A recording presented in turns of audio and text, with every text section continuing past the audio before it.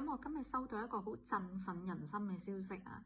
咁我朋友佢試咗呢一個蜂膠之後咧，咁佢平時夜晚瞓覺係會半夜咳醒，本身氣管好敏感，係唔舒服。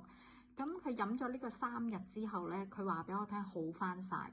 咁我覺得好開心啦！佢令到我今日更加有信心去拍呢一條片啊！咁我更加係想將呢一個產品咧，咁係介紹俾大家嘅。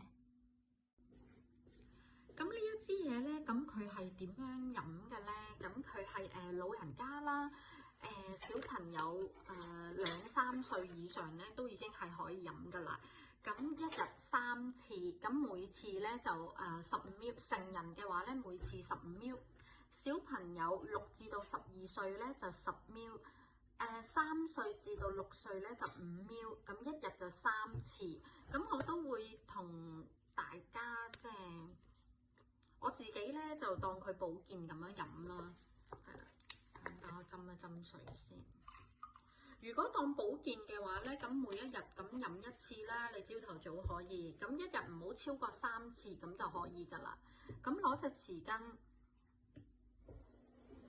倒15ml。